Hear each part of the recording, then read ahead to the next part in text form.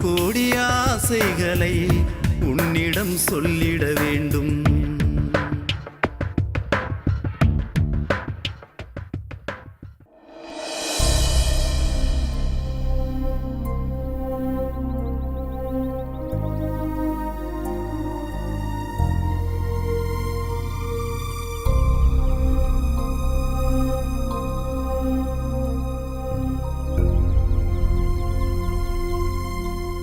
லீக்ல எல்லாம் முயற்சி பண்ணி பார்த்தாச்சு. எல்லாரும் ஆதிக்கு சப்போர்ட்டா இருக்காங்க. இப்படி விட்டுட்டா எல்லா காரியம் கட்டு போயிடும். நம்மளுக்கு நீதி கிடைக்காது. ஏன்டா எல்லாரும் இப்படி இருக்காங்க? தப்பு செய்யறவனுக்கு துணை போறானுங்கடா. காசு இருக்கிறவன் தான் எதையும் செய்யலாங்கிற மாதிரி ஆயிப்போச்சு. இதுக்கு என்னதான்டா முடிவு? நம்ம ஊரு சட்டம் அப்படி. நம்ம ஊர்ல இருக்கிறது முதலாளித்துவ ஜனநாயகம், கேபிட்டலிஸ்டிக் டெமோக்ரஸி. இங்க எல்லாருமே அப்படிதான் இருப்பாங்க. நாம தான் புத்திசாலித்தனமா நடக்கணும். ஊர்ல ஏழைக்கு ஒரு சட்டம், பணக்காரனுக்கு ஒரு சட்டம். ஒண்ணு முதலாளியா இருக்கணும், இல்ல ஏழையா அடிமையா யாரையுமே எதிர்க்காம இருக்கணும். எப்பவும் எல்லாத்தையும் பணக்காரன் தான் முடிவு பண்றான். நாம நடக்கிற ஒவ்வொரு பிரச்சனையும் உணர்வு பூர்வமாவும் உணர்ச்சி பூர்வமாவும் பாக்குறோம். ஆனா இங்க இருக்கிற அரசியல் கண்ணோட்டமே வேற. அரசியல் ரத்தம் சிந்தாத போர், போர் ரத்தம் சிந்தும் அரசியல். சட்டப்படி நமக்கு யாரும் துணையா வர மாட்டாங்க. ஒரு மூலையில சின்னதா நீதி ஒளிஞ்சிட்டு இருக்குன்னு நம்ம நினைச்சது தப்பு. இனி நாமளும் அவன் வழியில போய் அவனை காலி பண்ணணும்.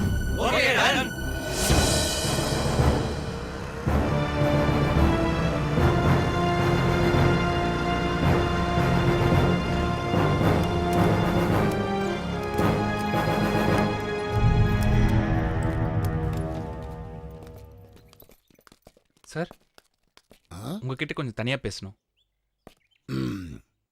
வா. வாங்கடா.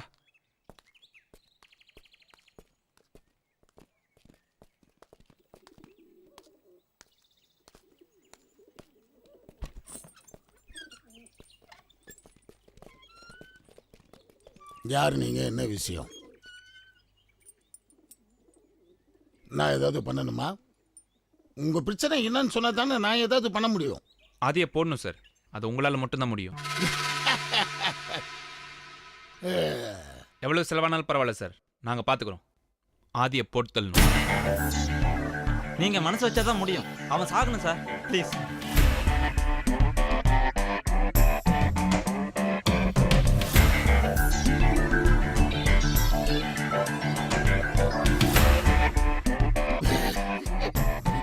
பத்தலைன்னா சொல்லுங்க சார், நாங்க வேணா வேற ஏதாவது காசு ஏற்பாடு பண்ணி தரோம்.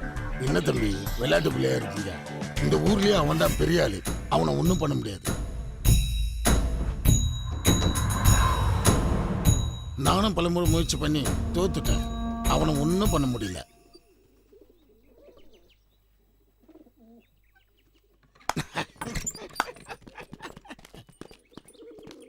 இவ்வளவு ஆள் பலம், அதிகார பலம் இருந்தோம் என்னால ஒன்றும் பண்ண முடியல.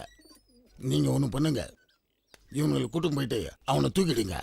எத்தனை லட்சம் வேணாலும் நான் தரேன். கோர்ட்டு கேஸ் வந்துச்சுன்னா எல்லாத்தையும் நான் பார்த்துக்கிறேன். என்னுடைய ஆள் அம்பு எல்லாத்தையும் யூஸ் பண்ணி அவனை காலி பண்ணிடுங்க. அப்படி நடந்துட்டா சந்தோஷப்படுற முதல் ஆள் நான் தான்.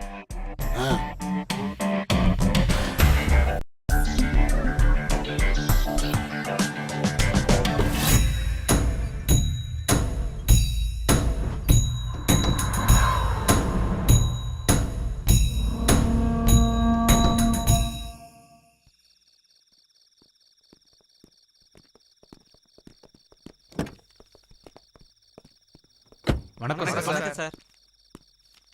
என்ன விஷயம்ப்பா?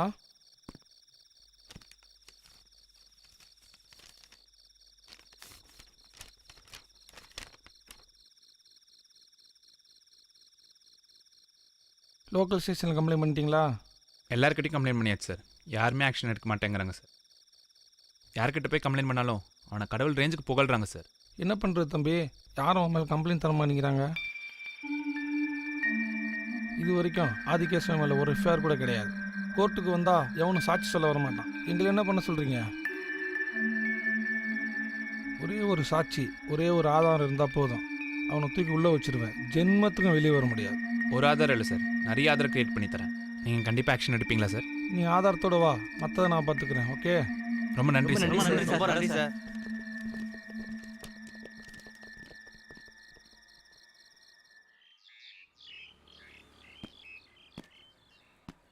ஏய் யாரா நீ?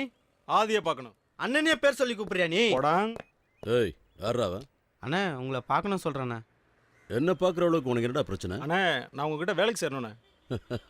இங்கே என்ன நடக்குது தெரியுமா?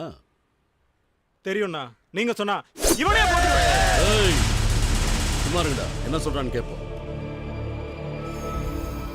ஒன்று எனக்கு ரொம்ப பிடிக்கும்ண்ணா. உன் வீரம், மற்றவங்களை நீ போட்டு தள்ளுற ஸ்டைலு எல்லாமே ரொம்ப பிடிக்கும். நீ செய்வியோ செய்ய மாட்டியோ எனக்கு தெரியாது, ஆனா என் ஏரியாக்குள்ளே வந்து என் புள்ள மேலேயே கை வைக்க நினைச்சு பாரு. உன் தைரியம் எனக்கு ரொம்ப பிடிச்சு. வா. எதுக்கு தம்பி வீண் வம்பு? எல்லாத்தையும் தூக்கி போட்டு ஆக வேண்டிய வேலை பாரு. நான் அட்வைஸ் பண்ணுறேன்னு தப்பாக நினைக்காது சிவா. நீ என் புள்ள மாதிரி. இப்போ எல்லாத்துக்குமே பாதுகாப்பு நீ தான். இந்த புள்ளை பாரு, வாயும் வயிறுமா இருக்கா. உனக்கு ஏதாவது ஒன்று ஆச்சுன்னா அவளுக்குன்னு யாருப்பா இருக்கா? சிவா, நீ படிச்சவ, சுயமாக யோசி, யார் சொன்னபடியும் கேட்காத. ஆனால் ஒன்று, வன்முறைங்கிறது ரெண்டு பக்கமும் கூர்மையாக இருக்கிற ஒரு ஆயுதம். இவ்ளோ பிரச்சனைக்கு நான் தான் காரணம். நான் உங்க கண் முன்னாடி இருந்தா உங்களுக்கு பழி வாங்குற வெறி இன்னும் அதிகமாயிடும். நான் பேசாம பாம்பே போயிடுறேன். அங்க போய் ஏதாவது வேலை பார்த்து என்னையும் புள்ளையும் காப்பாத்திக்கிறேன். என்ன மன்னிச்சிருங்க சிவா, நான் கிளம்புறேன். நான் சொல்கிறத ஒரு நிமிஷம் கேட்டு போ. நான் உன்னை காப்பாற்ற மாட்டேன்னு நினச்சினா தாராளமாக நீ கிளம்பலாம். என் மேலே நம்பிக்கை இருந்தால் இங்கே இரு. பாதிப்பு உனக்கு அதிகம் தான், நான் இல்லைன்னு சொல்லலை. செத்து போனவன் என் நண்பன், என் உசுர்ல பாதி.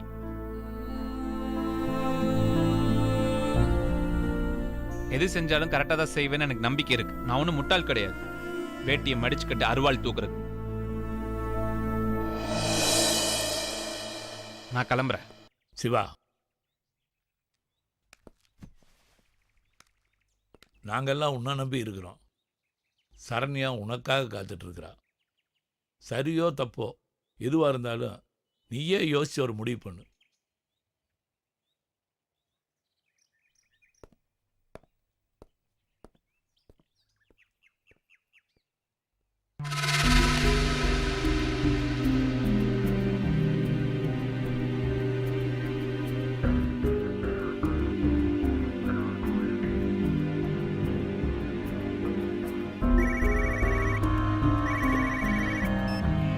என்னாச்சு? ஓகே, பத்திரமா கொண்டு வந்து சரி.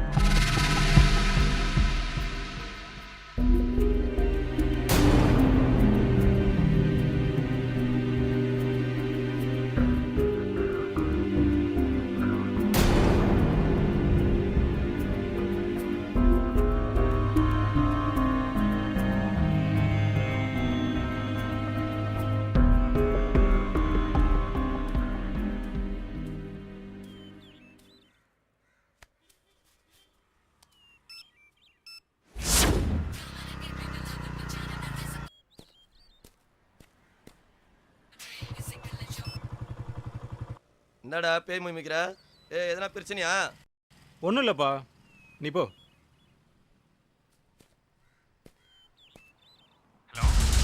ஏய் என்னடா மறுதல மறுதலன்ற? நான் இல்லைப்பா, அங்கே உன் ஃப்ரெண்டு கூப்பிட்றான். மகனா தப்பிச்சுனடா நீ. ஹலோ சிவா, நான் குரு பேசுகிறேன். எது நடந்தாலும் லைனை கட் பண்ண. ஓகே ஓகே, சொல்லு. ஏதாவது ரகசியத்தை கண்டுபிடிச்சியா? பல விஷயங்கள் இருக்கு. இன்னைக்கு ஒரு முக்கியமான விஷயம் நடக்க போகுது. அது நமக்கு ரொம்ப யூஸ்ஃபுல்லாக இருக்கும். ஏய் யார்கிட்ட பேசுனீங்க? கஸ்டமர் யார்கிட்ட பேசுனீங்க? போய் மட்டும் சொன்னா சங்க எடுத்துருவேன். Hello hello, we are calling from customer care. சொல்லுங்க சார், ஏதாவது ஹெல்ப் பண்ணுமா? நீ எந்த ஹெல்ப்பும் எனக்கு பண்ண தேவையில்ல. அந்த நாகமுக சாங் மட்டும் போட்டு விடு. இந்தா போய் பேசுனா வெட்டி போட்டுருவோன்னு. ஹலோ சிவா, போய் சொல்லி தப்பிச்சுக்கிட்டேன். ரொம்ப கேர்ஃபுல்லாக இருக்கு குரு. அவனெல்லாம் மோசமானவனுங்க. அதெல்லாம் நான் பார்த்துக்கிறேன். நீ எதை பற்றியும் கொலைப்படாது. நான் சொல்கிறத கவனமாக கேளு. இன்னைக்கு ராத்திரி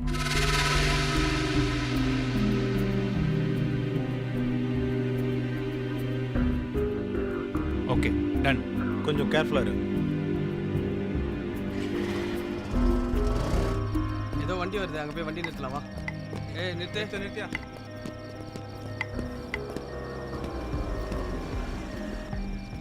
என்னப்பா வண்டியில் என்ன இருக்கு? மெடிசன்ஸ் இருக்கு சார். மெடிசன்ஸ் இருக்கா? ஆமாம் சார். எங்க திறந்து காட்டு. தப்பா ஏதாவது ஐட்டம் இருக்கா? இல்லை சார், இது ஆதிகேசன் வண்டி சார். ஆதிகேசன் ஐயா வண்டியா? சரி சரி. யோ இங்க வாயா, முதல்ல கேட்டை போய் திறயா, சீக்கிரம் போயா.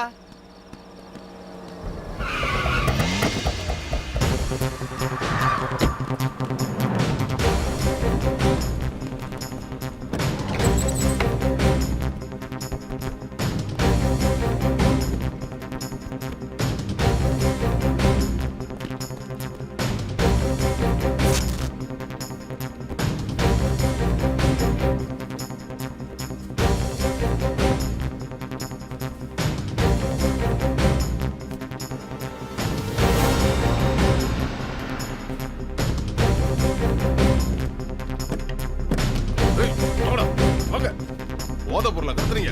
ஏற வண்டியில ஏறோம். ஏறுங்க.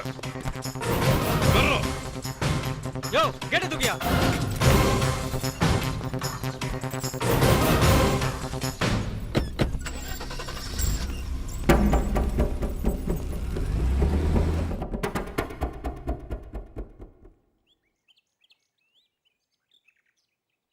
உன் கோவம் நியாயம்தான். ஆனா நீ போற பாதை தான் எனக்கு கரெக்ட்னு தோணல. உன்ன மாதிரி என்னால சுயநலமா யோசிக்க முடியல. நடக்க போற விபரீதத்தை நினைச்சா எனக்கு ரொம்ப கவலையா இருக்கு. ஒவ்வொரு நிமிஷமும் நான் செத்து செத்து பழிச்சிட்டு இருக்கேன் சிவா. நான் என் வழியில போயிட்டு இருந்தேன். இப்ப எல்லாமே மாறி போச்சு. நானே வேண்டாம் நினைச்சாலும் எதையும் நிறுத்த முடியாது.